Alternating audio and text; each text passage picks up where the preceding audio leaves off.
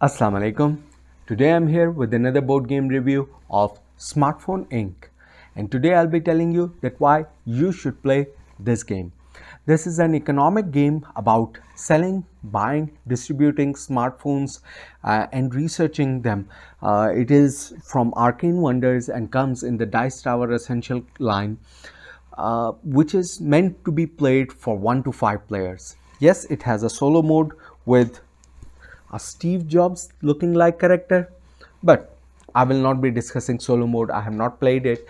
I'll be reviewing this game from a multiplayer perspective and telling you that how this game works out. So let me first get closer to the table and explain how the game actually works. The game board presents the map of the world in which different areas where you will be selling your cell phones is going to be represented by the major areas in the game, and some of these areas are going to have different colors in the starting, which indicates your starting office for your player color. So for example, if I was playing the blue color, then for me it is indicated that I will be starting in the South America and I will be constructing my first office over here, whereas if any player was controlling the red player, then they will be starting in the China region, the CIS region. So they will be starting over here with one office. These office buildings look like this, but from the top the board is fully dual layered, so it has inserts so that things don't fly over, which is always a good thing. Now once you have this, there will be always a good thing in this game, that it is going to guide you on the top that what are the 8 phases that you are going to follow in each of the 5 periods or phases of the game. After those 5 rounds of the game, in each of those 5 rounds you will be having these 8 actions to be done. The game is going to be finished. So what are those actions that you are going to do in the game? Of course, the objective is going to be that you want to sell maximum of your phones and invest in technologies to have better phones so that you can sell them more and have the maximum earning points or worth of the company, which is represented on the score track over here. The game will start you based on which region you started. The game already automatically assigns some points to the players, giving them head start in case they are starting in a more difficult area. Now the first phase is going to be the 2 tablets icon, which is represented by these 2 tablets. Each player is going to start with these 2 tablets, and what they will be doing is overlapping these 2 tablets to indicate some specific icons that they want to do. So any icons that are left visible are the actions that you are going to take in this round, and that's what it is. So you have to place them orthogonally. They are dual sided, so you can always see that in case you want to, for example, do a lot of R&D this round, then R&D is represented by these purple gear icons. So you might want to keep it something like this, and it will represent to me that I am doing 3 R&D actions, and all the players will be doing this simultaneously behind their player shields. So the game comes with player shields like this, which they are going to place on the table and hide their player action behind this, because there is sensitive information on this, which is going to tell also that are you going to increase the number of the cell phones, increase the prices of your cell phones, how many you are trying to sell, how many production you are going to do. So all that information can be really crucial or critical, which you don't want to be leaked out, and that's why there will be player shields which are given to each of the player, at least for this round. Once the players have decided that in which shape they want to do these actions, let's say I had decided that this is what I was going to do, everyone will reveal, and then we will move on to the next phase based on how many dollar signs plus or minus are shown on your player board. Accordingly, the price or cost of your phones is going to go up or down. So for example, I have one of these symbols showing, and this is the price column. At start of each round, the price is always reset back to 5, but for me now for this round, my price has gone up, that I intend to sell my phones for a slightly higher cost in this round. That's my intention. Then next thing is going to be other players will be doing the same. So for example, this player decided to lower down their price or didn't want to change their price. That's what they will be setting over here. Next thing is the production phase. So this black icon is going to show the production. Other than this production, any number of symbols that you were able to hide, those also increase your production as well. So for example, in this case, I was hiding 3 symbols plus a 4th symbol, so I will be producing 4 phones. Each player is going to have this kind of a very good insert from which they will be shifting 4 cubes to their production chamber, which indicates to me that now in my factory I have 4 cell phones available. Other players will be doing the same based on how many icons they have. The next phase is going to be the factory phase, in which they will be able to take one of these tiles from the factory based on number of factory icons that you have on your tile. What these factories are going to do is improve the actions that are available to you in the tablet. So your factory has improved, its production can improve in the future. So let's say I want to take this one. So this in future is going to let me increase gear, that is R&D, as well as increase the cost. So in future when I'm placing this, I will also be able to use this as well and place it like this on top of them to indicate what addition I'm going to do. If I don't intend to take, or I don't have any factory symbol on my board, then instead I will be taking this one small tile which has a gear icon. It indicates a production and it is locked. So that means if I don't take any kind of upgrade, still I'm going to get one of these tiles, which indicates to me that I will still be producing just the improvement in my factories for the increased production that is going to happen every turn. So this will go over here in my tray to indicate to me that how much additional production I can do on my turn. So let's say I did take this one, so for now it will go in my reserve available to me for the next round. The next thing is going to happen is the R&D phase, the gear, purple gear icon, which is shown at the bottom here. Based on how many R&D icons are over here, I can invest in R&D over here. Now right now, if you on my board, you can see that there is no R&D action. So in this year I didn't invest in any R&D action, which is not a good thing, but maybe that was my strategy. In case I did have any, let's say 2 R&D icons, I had something like this, I had 2 R&D icons, then what I will do is I'll put these progress symbols. So these step ladder symbols or signal like symbols, these indicate in progress. So until something is not completed, I can use these icons, these items, these blocks to indicate that something is in progress. And what I will do is then I can invest in any of these R&D projects, which can be the GPS, Wi-Fi, gaming, more battery life, NFC and 4G technologies. So for example, if I wanted the battery gaming, then I will be placing my R&D icon here.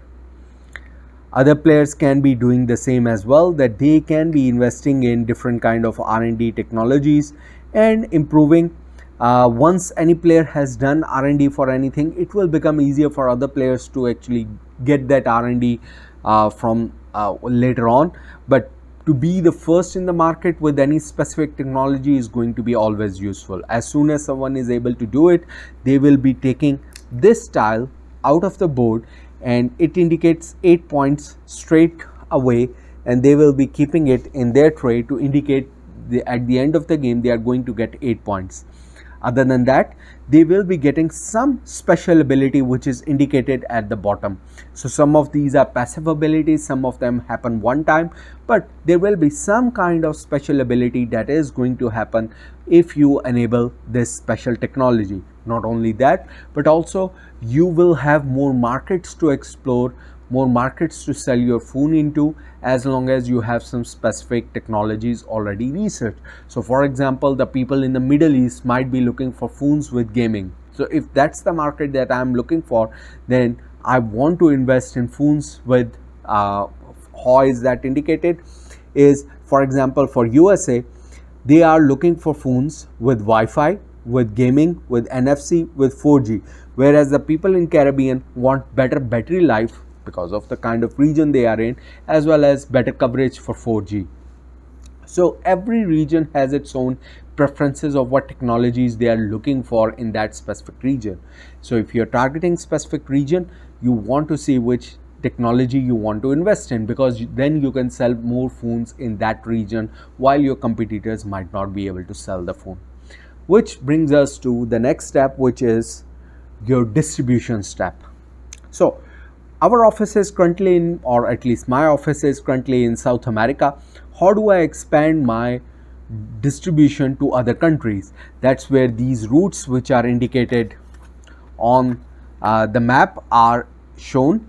So these lines show that from South America, I can go to send my distribution to Caribbean, to the USA, to North Africa, to RSA, and these are the 4 regions that are connected to me.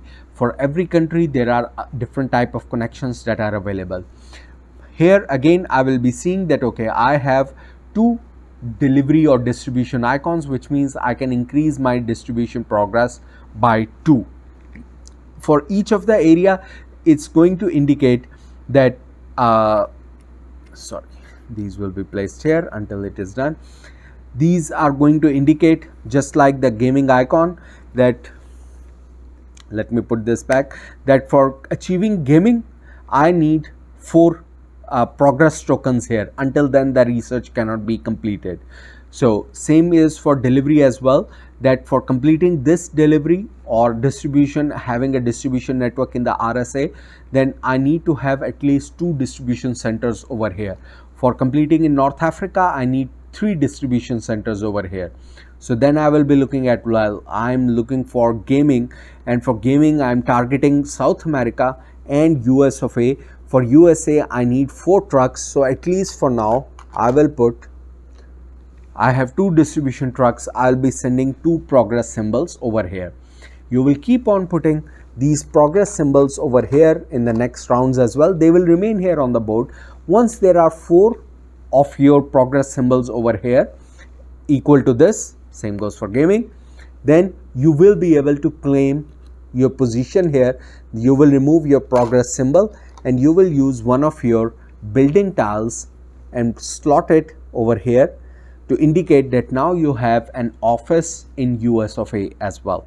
Same like here, once you have 4 progress symbols completed over here, only then you will be placing one building over here and removing this tile. So when removing from 4, it reduces to 3. As I said, it makes it easier for the next player to actually achieve this target, because this is now an existing technology that already exists. That's how distribution and research work. You want to increase your distribution because that lets you sell your phone in bigger and bigger markets. Next thing is going to be that you are going to sell your phone to different markets. And if you are unable to sell, the second icon is that you will have to recycle your phones. So again, nobody wants an older model. So if you have phones which you were unable to sell because people just didn't have enough money to buy your phone, then maybe it's no good and people will not buy it anymore. Now, how is the buying power shown? Is through this one. These indicate that, for example, the people in Europe are able to buy 4. If you are able to sell your phone for a price of 4, sell your phone for a price of 5, 6, 7, and the price can increase as well. So the player who is at the bottom has to sell first. So for example, this player has to sell first, and they will be selling in the regions where they have their offices, only in those regions and nowhere else. So for example, this player has set his price to 4, but the current market demand is for cell phones of price 3. Until that demand is met, they will not be willing to pay a higher price. So you might want to sell for less. In opposite case, if I was able to reduce my price to, for example, in South America, the buying price is 2. Let's say I was I had set this price to 3, then I will be able to sell my phones for a price of 3. I will be removing one of my crates of phone to indicate that I have sold level price 3 phone, and since my price is lower than what the people are willing to pay, I can sell more phone here, sell more phone here, as well as more phone here. If I had more phone, let's say I had one more phone, but the next people are looking for Wi-Fi technology and I just don't have the Wi-Fi in my phones yet, so I will not be able to sell my phone anymore. That's why this phone will be going to the recycling one. So that's how you have to see where you are going to sell and accordingly adjust your price plus or minus. So not randomly, I had done it randomly, but you have to see which markets you are going to sell and then accordingly set your price so that you are able to sell your phones, and accordingly how many phones you have sold, plus you are going to get points based on that, plus you are going to see that if you were the market leader, then you will get points for that, at least for that round you will be getting, and that's what this indicates, that you will be seeing how many phones you sold. For each sold phone you are going to get the price, that is number of phones sold multiplied by the set price of your phone. You will be getting that, and that's why there are multiplication tables given inside your player aid, inside your shield as well, in case you need easy multiplication. Plus you will be getting for the market leader, and that's how you will be getting your total company's worth price. Once that is done, this symbol is going to indicate end of round actions. You will be removing all your temporary cubes from the game. You will be replacing all these factory tiles with new tiles from this whole batch of tiles available. You will be resetting all the prices back to 5, which is the central mean price, and then you will be increasing the round to next round and you will be repeating the process.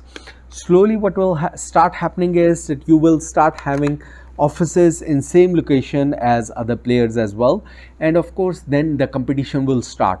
The player who is selling for lower price is going to capture the market first. People are going to buy their phones first, so you want to ensure that you are able to actually sell later. Maybe they don't have enough phones, you are able to produce more phones from them, as well as have enough specific technologies so that you can still sell at a higher price with specific technologies which they are unable to provide, because if they cannot provide a specific technology, you can still sell. So that kind of competition will start, and that's how the game of Smartphone Inc. works. Now that you have seen the game, one of the things that should be apparent to you is that while you are playing with 2 or even 3 players, the board remains open a lot. So most of the players are going to remain far apart from each other and try to sell within their own regions and get into conflict very later on, which is kind of a bad thing, because that conflict, that trying to capture each other's market, is where the game shines. When both companies have opened their offices, or multiple companies have opened their offices in the region, and they are trying to set their price and trying to see, ooh, is it going to raise, using your shield and trying to look them in the eye and trying to guess, are they going to lower their price? Should I lower my price more than this? Otherwise I will be feeling, I want to sell first, I want to lower my price, but then I will not be making that much profit. So should I be making too many phones of low cost, or should I be making high phones with limited quantity and I will be able to make enough profit while researching R&D and going for specialty phones? So those are the kind of decisions that you will be loving in this game. But the bad thing is that those kind of decisions only play out if you're playing with high play count. For low play count, the game comes with these kind of retailer tiles that you will be placing on top of cities when you are not playing with enough number of players. So it kind of works, but it's not really a good method, because these countries still exist. You still have to link these countries up, and well, it's just additional rules that you have to learn when playing with low play count, and I just didn't like it. I would have preferred if they would have just given blank tiles and to place and block some certain countries so that your links can be directly made to other countries, and just ignore certain countries in lower player count.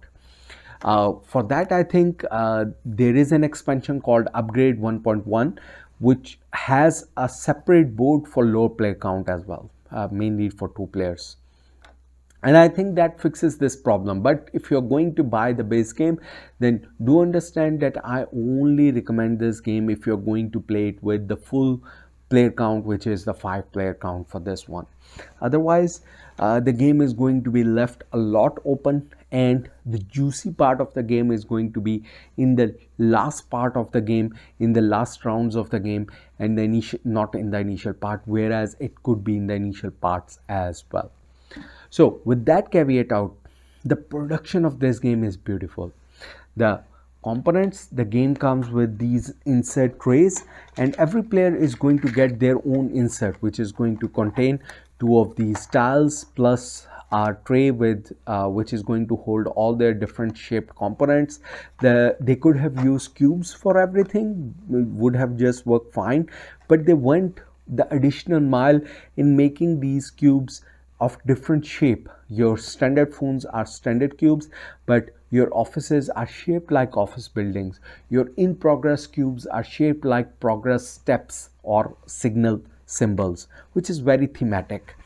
And the board is of course a dual layered. This is a heavy box because it's a dual layered board. All the components are going to sit in their places.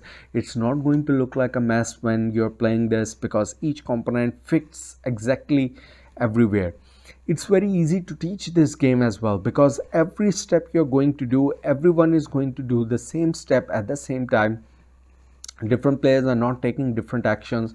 Everything is laid out, all the rounds is laid out on top of the board, which I really appreciate. Otherwise I would have been lost in rulebook many times. Even if you're playing after a long break, the ease of seeing those things on top of the rule is going to help you out. Plus the variety in this game is going to help you out as well. These tiles for upgrades are going to be double-sided with different kind of abilities which you can mix and match. So even the abilities that you can play with, the passive or active abilities for R&D are going to be different.